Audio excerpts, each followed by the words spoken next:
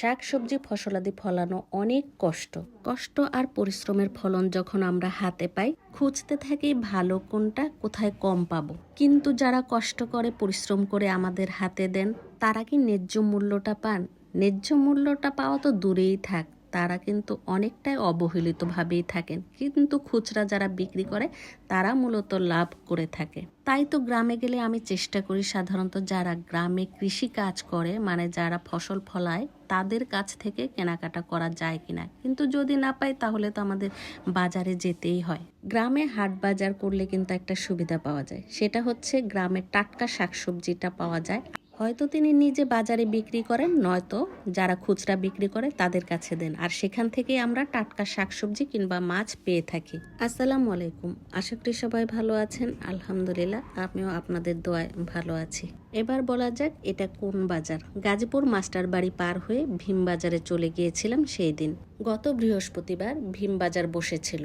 বাজারের একটা নির্দিষ্ট দিন থাকে, সেটা গ্রাম অঞ্চলে যত হাট বাজারই থাকুক না কেন নির্দিষ্ট একটা দিন তারিখ থাকে, আর সেই দিনগুলোতে বাজার খুব বেশি জমজমাট হয়ে থাকে। তাই তো গত বৃহস্পতিবার ভীম বাজারটা ছিল বেশ জমজমাট। আমরা কিন্তু জানতাম না বৃহস্পতিবার ভীম বাজারে বাজারের দিন।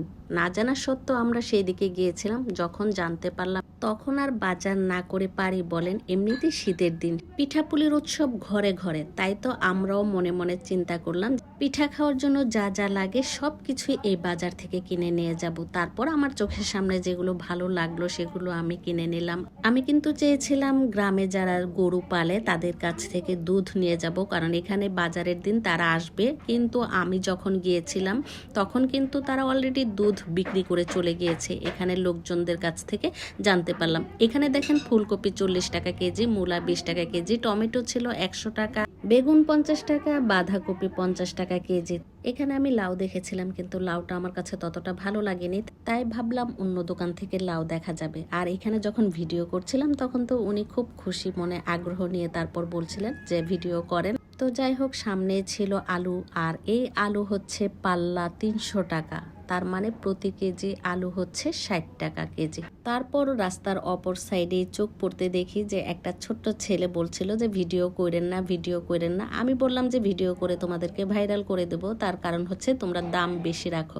তো যাই হোক, এখানে কিন্তু শাকের দোকান দেখে আমার বেশ ভালো লাগলো। বেশ অনেক রকমের শাক ছিল।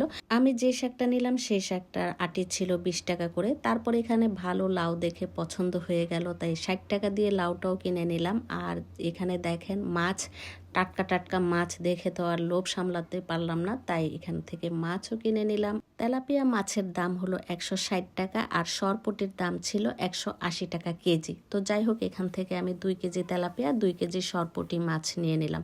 তারপর তো আমরা চলে গেলাম পেয়ারা কিনতে।